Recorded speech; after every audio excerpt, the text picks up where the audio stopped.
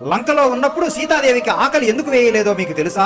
సీతాదేవినైతే రావణుడు లంకకు తీసుకువెళ్ళగలిగాడు గాని అక్కడికి వెళ్ళాక సీతాదేవి ఆహారం నిద్ర అన్ని మానేసి రామనామాన్ని జపిస్తూ కూర్చుని ఉంటుంది. అలానే ఉంటే సీతాదేవి ప్రాణాలకే ముప్పు ఉందని గ్రహించిన బ్రహ్మదేవుడు భయపడి ఇంద్రుడిని పిలిచి ఒక దివ్యమైన పాయసాన్ని ఇంద్రుడికి ఇస్తాడు. దాన్ని తీసుకువెళ్లి అశోకవనంలో ఉన్న సీతాదేవికి ఇచ్చి రమ్మంటాడు. దాంతో ఇంద్రుడు నిద్రదేవుడిని వెంటబెట్టుకుని లంకలో ఉన్న అశోకవనానికి వెళ్ళాడు. కానీ ఇంద్రుడిని చూసిన సీతాదేవి రావణుడే మారు వేషంలో వచ్చాడేమోనని అనుకుని భయపడుతుంది. ఇంద్రుడు నేను రావణుడు కాదు తల్లి అని ఎంత చెప్పడానికి ప్రయత్నించినా సీతాదేవి వినదు. దాంతో దేవతలను ఎలా గుర్తించాలో రాముడు సీతాదేవికి ఇంతకు ముందు చెప్పిన మాటలు గుర్తొచ్చి ఇంద్రుడి వైపు పరిశీలనగా చూస్తుంది సీతాదేవి. అయితే ఇంద్రుడు ఒక్కసారి కనురెప్పలు కూడా ఆర్పడు, తన పాదాలు కూడా నేల మీద తాకవు. దాంతో వచ్చింది నిజంగానే ఇంద్రుడని భావించి నమస్కరించి ఆ పాయసాన్ని త్రాగేస్తుంది. ఆ పాయసం ప్రభావం వల్ల సీతాదేవి లంకలో ఉన్నంత కాలం ఒక్క మెతుకు అన్నం కూడా ముట్టకుండా రామనామాన్ని జపిస్తూ కూర్చుని ఉంటుంది. సీతారాముడు అంటే ఇష్టం ఉంటే అందరూ చెప్పండి జై సీతారాం.